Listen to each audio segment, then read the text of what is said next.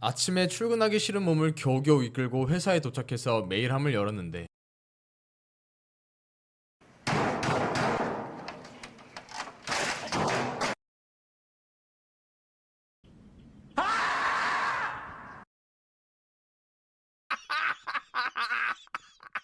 메일 내용이 이렇다면 메일 하나 잘못 썼다고 일 못하는 이미지가 생겨버리죠. 사소하게 생각하는 메일 하나가 상대방의 하루 기분을 좋게 할 수도 망칠 수도 있습니다. 우리가 일을 시작하면서 가장 많이 보는 것 중 하나가 바로 이메일인데요. 모든 직장인이 어제도 이메일을 보냈고 오늘도 이메일을 보냈으며 내일도 이메일을 보낼 것입니다. 일잘러가 되기 위한 기본 중의 기본인 이메일 잘 쓰는 방법, 바로 시작합니다. 첫 번째, 메일 작성 순서입니다. 제목을 작성하기 전에 먼저 본문을 작성합니다. 본문을 작성하고 본문에 맞는 제목을 작성해 주세요. 그런 다음 수신자, 참조자를 넣고 보내기 전에 검토를 합니다. 검토를 하고 이상이 없다면 발송 버튼을 누르시면 됩니다. 왜 제목부터 쓰지 않냐고요? 제목은 본문의 내용이 요약되어 있는 핵심 문장이라고 볼 수 있어요. 여러분들만 메일을 보내는 것이 아니죠. 많은 사람이 한 사람에게 메일을 보냅니다. 쌓여있는 메일함을 열었을 때 제목에서부터 내용을 짐작할 수 있어야 눈에 띄기도 훨씬 쉽고 업무의 중요도를 골라낼 수가 있어요. 그리고 다시 확인할 때 책갈피 역할도 되어줍니다. 이렇게 중요한 제목을 대충 쓰면 중요하지 않는 메일로 취급받을 수 있으며 나중에 다시 찾기도 힘들어요. 메일 작성이 익숙하신 분들은 바로 제목 생성이 가능하겠지만 그렇지 않은 신입사원이나 경력이 얼마 안 된 분들에게는 메일 제목 쓰는 것부터 고민하기 때문에 시간이 많이 낭비됩니다. 그렇기 때문에 본문을 먼저 잘 쓰고 그 본문을 다시 읽어보고 요약해서 제목을 작성하게 되면 더 수월하고 시간도 절약할 수 있어요. 두 번째, 본문 작성 방법입니다. 본문 작성은 인사말, 자기소개, 메일의 목적, 이유, 본문 내용, 수신자가 해야 할 행동, 그리고 맺은말 순서로 작성하시면 됩니다. 자, 인사말은 간략하게, 이메일은 편지가 아니다. 안녕하세요. 한 문장이면 충분합니다. 업무용 메일은 그 목적이 명확합니다. 이를 처리하기 위해 주고받는 문서이기 때문에 개인적으로는 날씨나 안부를 묻는 인사말은 할 필요가 없다고 생각해요. 바로 업무 얘기하기가 민망해서 아이스 브레이킹을 위한 문장을 쓰는 게 좋다고 하는 분들도 계시지만 업무 얘기만 하는 게 메일이죠. 이런 얘기들은 사내 메신저로 대화를 나눌 때 하는 게 좋다고 봐요. 그리고 인사말이 길어지게 되면 오히려 중요하게 읽어야 할 본문에 대한 집중도가 떨어질 수 있어요.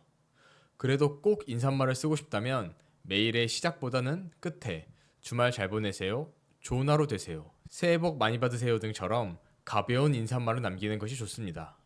다음은 자기소개. 본인의 소속과 이름을 밝혀주세요.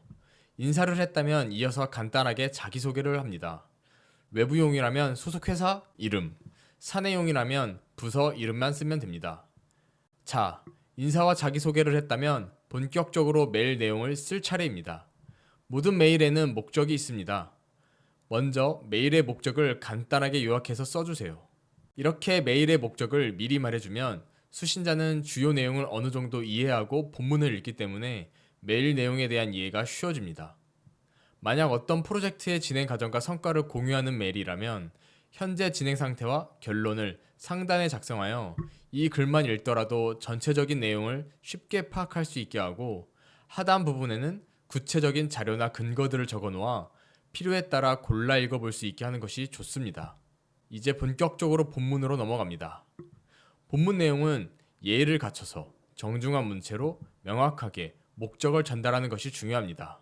정중한 문체로 작성하되 주요 내용을 중심으로 간결히 쓰면 좋습니다. 중요한 내용이나 키워드는 진하게 표시하거나 글자색을 달리하여 강조하면 더 좋겠죠? 내용을 쓰다 보면 문장이 길어지는 경우가 있습니다. 이때는 한 줄로 길게 쓰기보다는 핵심 내용을 빠르게 캐치할 수 있도록 번호나 글머리 기호를 사용하여 줄바꿈을 해주면 읽는 사람이 쉽게 내용을 파악할 수 있습니다. 여기서 주의할 점이 하나 있어요. 핵심 내용을 빠르게 전달하기 위해서 야거나 속어는 절대 사용하면 안 됩니다. 개념 없는 사람으로 낙인 찍힐 수 있어요. 마지막으로 메일 내용이 많다면 단락으로 구분지어 작성해야 합니다. 한 단락은 3줄에서 5줄 사이로 작성하는 것이 좋습니다. 단순히 공지나 보고용 외에도 메일 내용에 대한 피드백을 받아야 하는 업무 메일을 작성하는 경우도 있는데요. 이런 경우에는 상대방이 해야 하는 행동을 구체적으로 제시해줘야 합니다. 내일까지 부탁드립니다. 다음 주 월요일까지 전달 바랍니다와 같이 명확한 날짜를 알 수 없는 말보다는 월, 수, 금, 중 미팅 가능한 요일을 알려주시면 미팅 일정을 확정하겠습니다. 이처럼 구체적인 행동 지침을 제시하거나 10월 13일 금 오후 12시까지 A 기획서를 작성하여 메일 보내주시기 바랍니다와 같이 마감 일정을 명확하게 알려주시면 됩니다. 메일 본문을 보고 그래서 내가 뭘 하라는 거지? 라는 생각이 절대 들게 하면 안 됩니다. 이런 생각이 든다? 제일 안 좋은 메일입니다. 본문 내용과 상대방이 취할 행동을 모두 작성했으면 맺은 말로 마무리를 하시면 됩니다. 맺은 말에서 주의해야 할 사항은 마지막에 수고하세요를 사용하지 않는 것입니다. 일상생활에서도 수고하세요라는 말을 자주 쓰는데 이게 왜? 하고 생각되실 수 있지만 수고하다는 일을 하느라 힘과 애를 쓴다는 뜻으로 듣는 사람의 기분을 상하게 할 수 있어 가급적이면 사용하지 않는 게 일반적인 예의입니다. 특히 자신보다 상급자에게는 절대 쓰면 안 됩니다. 그럼 어떤 말을 쓰면 좋을까요? 묻지도 따지지도 말고 이 영상을 보신 이후에는 무조건 감사합니다, 고맙습니다를 사용하세요. 상대방이 앞으로 할 행동에 미리 감사를 표하는 것이기 때문에 메일을 보내는 사람도 받는 사람도 기분이 상할 일이 없습니다. 감사합니다 다음에 누구누구 드림은 경험상 회사나 문화가 다르기 때문에 옳다 그르다는 없고 그냥 회사에 맞게 따라주시면 됩니다. 드디어 본문 작성이 끝이 났습니다. 이제 제목을 작성해 봅시다. 세 번째, 제목 작성. 본문 내용도 중요하지만 이메일을 보낼 때 가장 신경 써야 할 것은 제목이에요. 상대가 관심을 두고 메일을 열어보게 할 수 있도록 메일의 제목에 대한 고민을 충분히 해야 합니다. 제목에서부터 메일의 목적이나 용건을 정확하게 밝혀주세요. 제목은 이처럼 세 내어절이 적당한데요. 그 이유는 읽기도 편하고 기억하기에 좋아서입니다. 소속과 용건을 합쳐 30자 내외로 쓰는 것이 좋습니다. 30자 이상 길어지면 상대가 기억하기도 어렵고 관심에도 멀어지기 때문이죠. 잘 만든 이메일의 제목의 가장 큰 특징은 무엇일까요?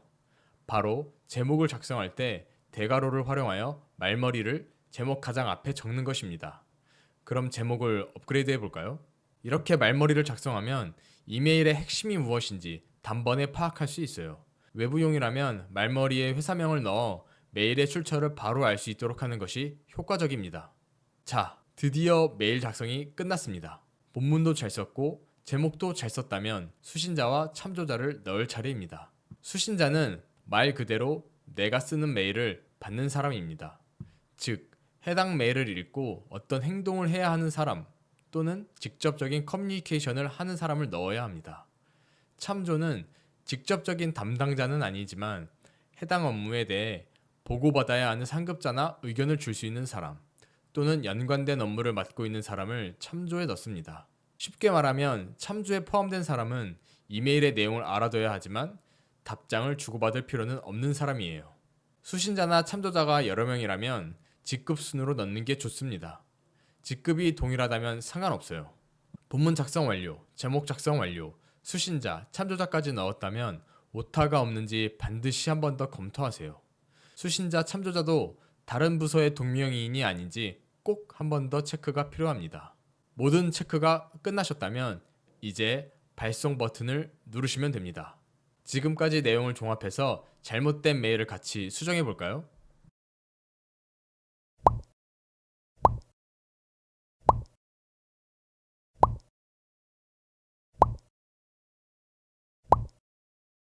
메일 하나 작성하는데 신경 써야 하는 게 참 많죠?